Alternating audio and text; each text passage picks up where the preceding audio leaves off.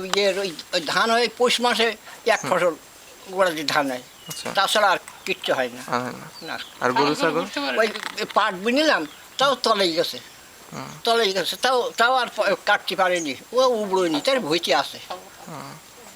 একটু ভাগে করি পরের জমি। আচ্ছা, পানি ওঠে কোন পর্যন্ত এখানে? এই পানি ওঠে ইহিনে, ওঠে ইনি পরে 1 বিঘিত হয়, এক বিঘে? এই 1 বিঘিত কানে হয়। এইখানে এইখানে কোন পর্যন্ত? হ্যাঁ, এসব তলে যাবে। এরকম এরকম জায়গা এই যে দাগ আছে, এই যে পানি টাকা আর হচ্ছে যখন পানি ওঠে তখন চলাফেরা কি হয়? চলাফেরা ওই রাস্তার পরে যাই, অন্য খোর্দার বাজারে। আচ্ছা আচ্ছা, নৌকা নৌকা থাকে? না, নৌকো ভাড়া করে নিয়ে আসো। সব ওই পানি দাম ওঠে, সব চলে যায়। নৌকা ভাড়া করে নিয়ে আসে ওই মাল সামান নেওয়ার জন্য। আর মাছ চাষ টাস হয় না? হুম? মাছ চাষ হয় না? মাছ নিজে বাজলি বাবার নাম মাছ মারে কি দেখ বাবা, মাছ আসি যদি আমর কাড়াতে ওঠে তাও তো ধরিনি। তা ইনকাম কি, ইনকাম সোর্স?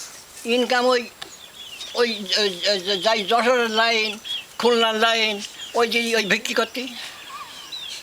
যে সাহায্য চাই, সাহায্য হলো আমরা না, তো না, বাড়িতে ঠিক আছে, ঢুকে সাহায্য করি। ঠিক আছে ঠিক আছে। তার মানে বাঙালি খোড়া তো বিক্রি করে। তা কি করলে এই সমস্যার সমাধান হবে মনে হয়? আর সমাধান করতে গেলে এই যদি গাং কাটিয়ে দেওয়া হয়, আমি কিচ্ছু লাগবে না। আচ্ছা আচ্ছা, মানে খুঁড়ে খনন করে হ্যাঁ, দিতে হবে। নদীরে যদি কাটিয়ে যদি সংশোধনটা করি যে, তাহলে আমাকে কিচ্ছু লাগবে না। নদীর পানি একবার টানলি আমাকে 3 ফসল হবে, ধান হবে, কলই মসুরি হবে, কাচিন খন্দ সব হবে, 3 ফসল ধান হবে। তো সরকার থেকে কোনো সাহায্য সহযোগিতা হয় না? হ্যাঁ, এখন ধরেন বাবা, তুমি যদি আরো 10,000 টাকা দেন, আমার ইয়ান 10,000 দেন, তো